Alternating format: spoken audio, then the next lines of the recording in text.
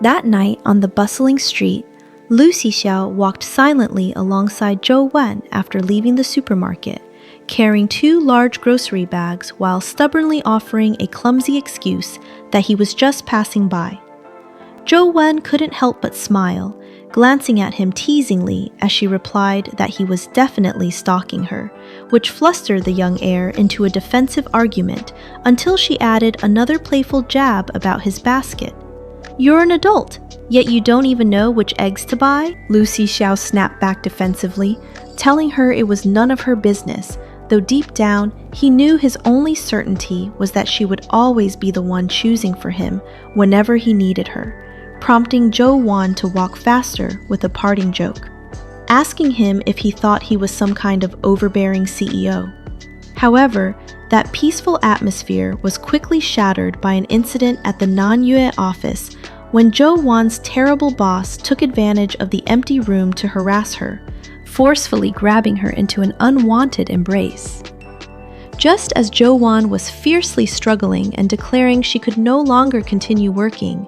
the boss's fierce wife suddenly burst in, and without asking any questions, she immediately pointed at Zhou Wan, shouting that she was a shameless seductress before raising her hand to slap her. At that critical moment, Jiang rushed in to intervene, while Lu Xixiao appeared like a guardian angel, catching the woman's wrist just in time and pulling Zhou Wan behind his back for protection. Even as the furious wife threatened to throw Zhou Wan out of Nanyue, despite their ongoing corporate cooperation, Lu Xixiao coldly confronted her, asking who exactly was getting kicked out, and daring her to believe he could make her leave first. After a long, tumultuous day, Zhou Wan returned to her bedroom and, in the quiet of the night, quietly opened Lu Xixiao's old diary, where every page felt like a knife twisting in her heart, as she looked at the hand-drawn sketches of herself and his words dripping with a decade of profound loneliness. On every statutory holiday meant for joy, I find myself suffering from insomnia. She once wished me to always be brave to love and hate, and for everything to go smoothly.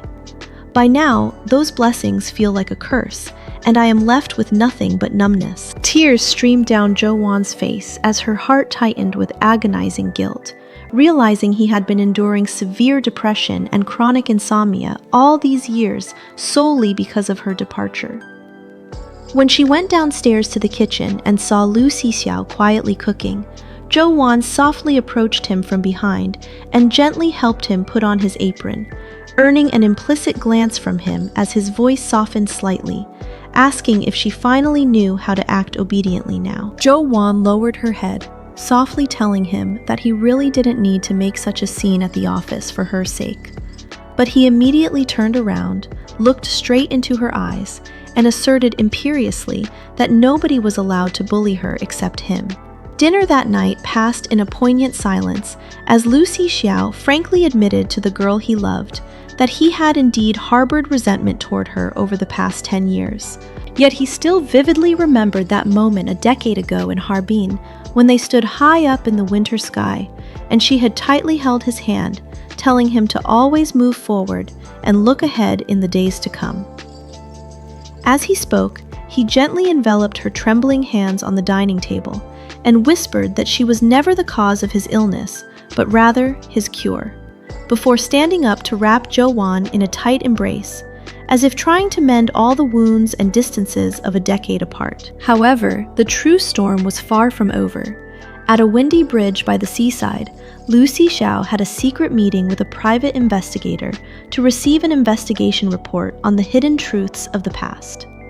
Flipping through the documents, he listened in shock as the investigator revealed that during the initial phase of the Nanyue resort construction, the company had tried to acquire the Chuan'an construction materials firm owned by Zhou Wan's father, but failed, leading to its bankruptcy. And agonizingly, the latest evidence showed that the real reason her father collapsed and could not pass the investigation back then was due to the covert sabotage and framing by Lu Zhongyu, Lu Xixiao's own father.